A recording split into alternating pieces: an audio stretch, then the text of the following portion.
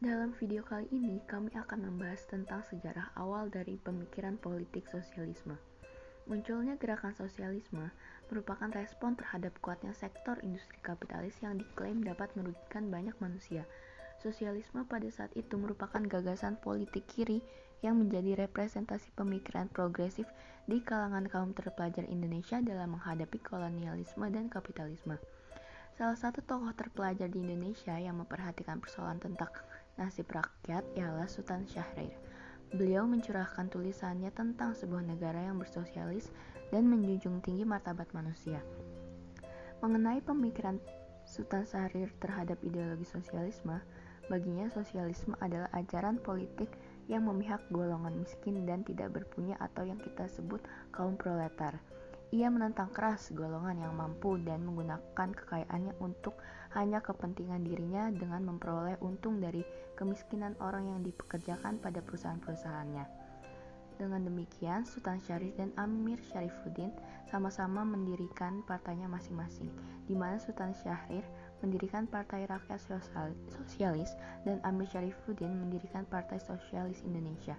Karena adanya sebuah persamaan ideologi, akhirnya kedua tokoh tersebut sepakat menyatukan partai yang mereka buat. Menurut Syahrir, sosialisme kerakyatan adalah paham yang mendukung kemanusiaan, menghormati hak asasi manusia dan berjiwa kemanusiaan. Dan sosialisme kerakyatan mendukung kedaulatan rakyat, feodal dan terpusat, sama halnya dengan demokrasi liberal yang menolak kepemimpinan yang baik. PSI juga mempelopori pentingnya kaum intelektual masuk dalam struktur partai politik, sehingga ketika sebuah partai politik tersebut menang dan meraih kekuasaan, ia telah memiliki sumber daya manusia yang kompeten dalam mengisi pos-pos kekuasaan. PSI telah memberi pelajaran berharga pada masyarakat Indonesia bahwa tidak selamanya partai politik menjadi satu-satunya kendaraan yang bisa digunakan dalam meraih kekuasaan dalam pemerintahan. Kiprah kader-kader PSI di masa Orde Baru menjadi bukti bahwa dengan ketiadaan institusi kepartaian, mereka masih bisa terus bergerak dinamis dan menyumbangkan saham pemikiran yang tidak sedikit bagi pembangunan politik Indonesia ke depan. Berikut merupakan biografi singkat terhadap salah satu narasumber kami, yaitu Bapak Ubaidillah Badrun. Beliau merupakan salah satu mantan aktivis dan pengamat politik di Indonesia, dan sekaligus pengajar di Universitas Negeri Jakarta dalam mata kuliah Sosiologi. Beliau lahir di Indramayu 15 Maret 1972 dan menempuh pendidikan di Universitas Negeri Jakarta dan Universitas Indonesia. Selain itu, Bapak Ubaidillah Badrun juga mempelopori berdirinya Forum Komunikasi Senat Mahasiswa se-Jakarta.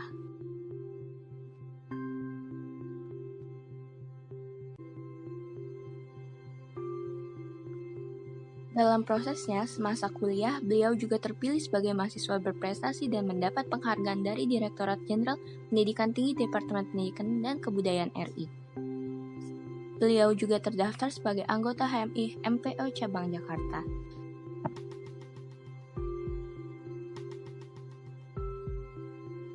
Selain kegiatan berorganisasi dan mengajarnya, beliau juga telah menerbitkan beberapa karya sastranya yang telah dipublikasikan. Kali ini saya sudah bersama Bapak Ubaidillah Badrun, salah satu dosen Fakultas Ilmu Sosial di Universitas Negeri Jakarta. Apa kabar, Bang? Baik, sorry. Oke. Menurut Abang, bagaimana sih Abang melihat sosialisme ini, gitu sih, Bang? Ya, sosialisme itu dia bisa dipahami sebagai sebuah ideologi, sebagai sebuah pemikiran yang lahir sebagai antitesa dari kapitalisme yang berkembang di Eropa abad ke-18. Jadi karena dulu kan setelah revolusi industri, setelah temuan mesin uap dan lain-lain itu, lalu Eropa itu berkembang menjadi negara industri. Nah, proses industrialisasi itu yang kemudian melahirkan satu mekanisme kapitalisme yang luar biasa. Bahwa munculnya banyak industri, terjadi eksploitasi terhadap buruh, dan asumsi bahwa kapitalisme akan melahirkan kesejahteraan itu ternyata tidak signifikan pada abad ke-18 itu. Nah, ternyata masih banyak, misalnya di tengah pemilik modal yang menguasai banyak pabrik-pabrik, mereka makin kaya, tapi justru buruh makin miskin. Jadi ada kesenjangan yang luar biasa. Nah, maka dari situ kemudian muncullah pemikiran antitesa dari situasi itu, bahwa ini nggak bener nih, masa buruh dieksploitasi, masa kemudian pemilik modal lebih banyak mendapat keuntungan daripada buruh yang bekerja untuk kepentingan perusahaan itu misalnya. Jadi gap sosial yang terlalu lebar, kemudian ketidakadilan pendapatan antara buruh dengan pemilik modal yang menguasai alat produksi ya. Di situ kemudian muncul pertanyaan-pertanyaan kritis. Nah, pertanyaan-pertanyaan kritis itu muncul dari pemikir-pemikir seperti misalnya ada Simone, ada Karl Marx yang tadi sosialisme ekstrim itu. Meskipun Marx juga nggak pernah mengatakan bahwa dia sosialisme ekstrim, Marx sana berpikir bahwa masyarakat ideal itu adalah classless society, masyarakat tanpa kelas. Itu yang disebut sebagai sosialisme, dan Marx lebih senang menyebut sebagai komunisme. Nah, jadi karena apa muncul itu? Karena ada ketidakadilan, ada kesenjangan yang luar biasa antara kaya dan miskin, antara pemilik modal yang menguasai alat produksi dengan yang bekerja di dalam kapitalisme. Jadi sebenarnya lahirnya sosialisme pada saat itu pada intinya ingin mendobrak sistem yang terlalu terlalu merugikan buruh. Terlalu merugikan. Ya. Nah, kalau dalam pandangan sosialisme disebut sebagai kaum proletar. Iya, proletar. Kan sosialisme berarti kalau kita berkaca pada atau melihat Indonesia, mungkin adalah pemikir-pemikir sosialisme pada zaman-zaman sebelum kemerdekaan, ya kan Bang? Yang mungkin yang kita tahu adanya Sultan Syahrir dan Amir Syarifuddin. Nah, apakah Bang Ubed melihat adanya perbedaan dari paham sosialisme yang dibawa oleh Sultan Syahrir dengan sosialisme yang dikatakan dengan Karl Marx, yang sebenarnya Karl Marx bilang bahwa sosialisme adalah suatu tahapan menuju komunisme. Jadi sosialisme itu banyak variannya, dia tidak tunggal ya. Misalnya ada sosialisme ekstrim, ada sosialisme demokratis, ada sosialisme yang sangat kiri, bahkan ada sosialisme Islam. Itu varian-variannya banyak. Tapi bahwa inti dari ideologi sosialisme itu ingin menghadirkan bahwa alat produksi itu nggak bisa didominasi oleh segelintir orang, bahwa rakyat berhak memiliki hak untuk memiliki kekayaan misalnya. Tapi kemudian di sisi yang lain, kekayaan itu harus didistribusikan secara adil untuk kepentingan orang banyak. Jadi apa yang membedakan antara sosialisme murni dengan komunisme misalnya? Karena nanti masuk ke Indonesia itu kasusnya. Nah, kasus di Indonesia justru partai sosialis itu berhadapan dengan partai komunis. Partai komunis. Ya kan, padahal secara ideologis kan bersinggungan tuh. Tapi mengapa mereka berhadapan-hadapan? Nah, di antaranya karena komunisme itu melarang hak milik individu. Itu bedanya.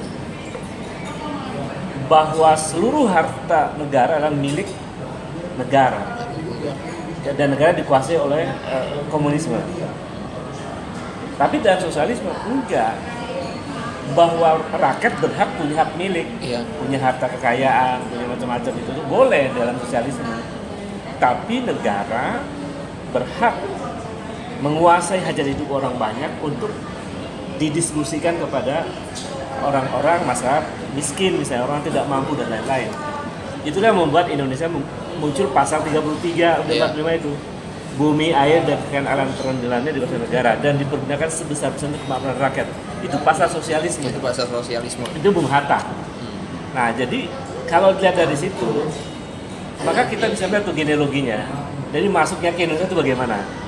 Itu kan awal abad ke-20 sebetulnya. Jadi kalau saya tidak salah ya, itu ingat tahun 1914 itu muncul satu organisasi yang namanya ISDV. Masih ingat itu kalau dalam sejarah. Indische Bahasa Belanda. Sosialisme demokratik ya. Demokratik Vereniging. Itu ada bahasa Belanda sebetulnya. Kira-kira itu adalah satu komunitas sosialis Hindia Belanda. Nah, itu dibawa oleh Snevely. Nah, Snevely ini yang kemudian mendorong banyak generasi muda masa itu untuk mendirikan Partai Komunis. Ya. Jadi kalau lihat genealogi saya itu, Snevely itu adalah seorang sosialis Belanda. Tapi kemudian dia lebih ekstrim karena dominasi kolonial dan sebagainya. Akhirnya dia berpikir bahwa komunisme lebih tepat untuk Indonesia melawan kolonialisme Belanda. Maka berdirilah kemudian PKI tahun 1920 ya, 1920-26 lah antara itu. Jadi sosialisme ini kemudian di Indonesia berdua wajah. Ada yang kemudian berbentuk partai komunis, yang genealoginya juga ke Snevely nanti ujungnya ke Eropa, ya bisa sampai ke Karl Marx dan seterusnya, Simonde dan lain-lain. Ada Muller dan sebagainya. Itu ke sana tuh. Tapi kemudian ada Partai Sosialis Indonesia yang tokohnya Syahrir. Kalau secara pemikiran sosialis itu representasinya di Indonesia adalah Hatta dan Syahrir. Ya, cuman Hatta itu lebih intelektual ya. Dia menempatkan diri sebagai kaum intelijensia. Nah, kalau Syahrir langsung membentuk Partai Sosialis Indonesia. Nah, menariknya Partai Sosialis ini justru berhadapan dengan Partai Komunis. Ya. Jadi perseteruan itu terjadi sampai tahun 1960-an ya. Sampai peristiwa gerakan 13 PKI. Jadi memang kalau kita lihat genealogi di situ, Partai Sosialis di Indonesia ini, sosialisme sebagai ideologi global itu masuk ke Indonesia melalui era kolonial. Oke. Jadi pemikir-pemikir Barat itu masuk di era itu, dan hebatnya para generasi muda Indonesia pada waktu itu senang dengan budaya literasi pemikir-pemikir progresif pada waktu itu ya. Dan ini Bang, kan tadi yang Abang bilang bahwa Partai Sosialis Indonesia malah berhadapan dengan Partai Komunis Indonesia yang seharusnya ya mereka sama gitu, kiblatnya sama lah, bisa dibilang gitu. Nah, menurut Abang apa sih yang menyebabnya akhirnya dari PSI berhadapan dengan PKI? Karena kan sebenarnya ya mereka sama-sama sayap kiri. Ya, sama-sama sayap kiri, tapi Partai Sosialis itu lebih humanis dan lebih demokratis. Karena sosialisme itu sayap kiri yang memberi ruang pada rasionalitas. Dia melawan kapitalisme dan itu kapitalisme ekstrim, tapi dengan cara sistem yang pro pada rakyat. Dan artinya sosialisme itu membuka ruang pada proses demokrasi.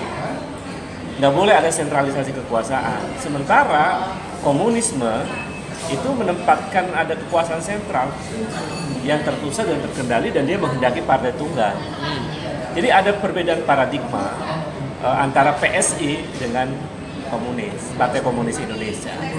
Karena pada waktu itu kemudian ada beberapa peristiwa yang menunjukkan bahwa PKI di Indonesia memang ada pilihan memilih jalan kekerasan yang bukan kekerasan sederhana, tapi sampai menimbulkan satu pemberontakan, bahkan pembunuhan dan seterusnya. Tapi PSI lebih melihat ya kita mesti memilih jalan lebih rasional. Maka sebetulnya PSI di Indonesia itu lebih cenderung saya sebutnya sebagai sosialisme demokratis. Sosdem. Lebih rasional, lebih humanis, tapi dia kritis dan melawan hegemoni kapitalisme. Berarti sebenarnya adanya suatu perbedaan ini dilihat dari sebenarnya kalau PSI itu masih sedikit masih memberikan ruang lah untuk bagaimana kita melakukan demokrasi. Nah, sedangkan komunis atau PKI ya tidak memberikan ruang-ruang tersebut. Polanya lebih sentralistik. Nah, kalau dari pandangan Bang Ubed terkait kan yang kita tahu PSI sempat dibubarkan, ya kan? Tapi namun itu bukan menjadi ideologi terlarang seperti komunis, ya kan? Berbeda lah dengan PKI. Nah, apakah sebenarnya ideologi dari Partai Sosialis Indonesia ini masih relevan untuk di Indonesia saat ini? Sebetulnya kalau sosialisme demokratis ya masih relevan, termasuk juga sosialisme ekonomi ya, karena pasal 33 belum dihapus semuanya, atau belum ada menghapus pasal tentang bumi dan air dan kekayaan dan itu kan belum dihapus. Artinya mayoritas elit politik kita masih melihat ideologi sosialisme yang ada di dalam ruh pasal 33 itu masih relevan. Mengapa masih relevan? Karena ada sisi ruang kritis di dalam sosialisme, tapi juga ada sisi ruang demokrasi, ruang kemanusiaan dan seterusnya. Jadi memang masih cukup relevan. Tetapi karena posisinya pada waktu itu Partai Sosialis Indonesia itu kemudian mengapa dibubarkan? Karena ada banyak sekali informasi-informasi yang tidak akurat di masa itu yang kemudian menyudutkan PSI menjadi bagian dari upaya mendirikan negara atau melakukan pemberontakan, perlawanan terhadap rezim Soekarno pada waktu itu. Dan saya kira itu yang membuat PSI itu dibubarkan karena lebih kepada interpretasi politis pada masa itu. Namun gini Bang, gimana pandangan Abang ketika PSI pada saat itu memenangkan perpolitikan di Indonesia? Jadi PSI itu kader-kadernya memang orang-orang terbaik, namun nggak ramai. Orang-orang terbaik, punya kapasitas intelektual yang bagus, punya integritas, punya jaringan yang luas, tapi mereka memang tidak memiliki basis massa yang besar seperti PNI atau PKI. Karena proses rekrutmennya PSI itu lebih dialogis, lebih menggunakan pola-pola rasional. Tapi kalau proses rekrutmennya PKI lalu PNI ya Soekarno itu lebih dramatis ya. Jadi ada proses dramatisasi yang membuat orang lebih mudah tertarik dibanding dengan cara-cara PSI. PSI lebih rasional, tapi kritis gitu. Jadi mungkin orang-orang tertindas di masa itu, di zaman kolonial maupun di zaman setelah merdeka, melihat yang tegas ya komunis gitu kan. Yang tegas PNI gitu. Tapi kita jangan lupa pada waktu itu ternyata pemenang pemilu itu PNI dan Masyumi gitu. Artinya ada juga faksi sosialisme Islam yang kemudian berkembang menjadi Partai Masyumi. Nah, itu menarik juga itu. Itu yang saya sebut tadi varian dari sosialisme ya. Dia tidak tunggal, sangat banyak. Berarti kan sebenarnya berbeda, kelihatan tuh perbedaannya antara sosialis dan komunis. Yang mana mungkin kalau kita berbicara tentang komunis terlalu sedikit tokohnya dibanding sosialis, karena sosialis juga kira berkembang dan menyesuaikan di mana dia berada gitu. Betul. Dengan halnya di Indonesia dan akhirnya yang tadi Bang Ubed bilang masih relevan akhirnya sampai saat ini dengan buktinya ada pasal 33 ayat 3 di Undang-Undang Dasar gitu Bang. Nah, menarik memang ketika kita coba banyak varian nih yang tadi Bang Ubed bilang, ada Masyumi, ada ya kan Sosialisme Islam, sosialisme Islam. Sebenarnya kan kalau ditarik ke belakang lagi, sosialisme Islam itu Ini ke Cokro. Itu gurunya Soekarno, gurunya Semaun ya. Musso ya. Yang Cokro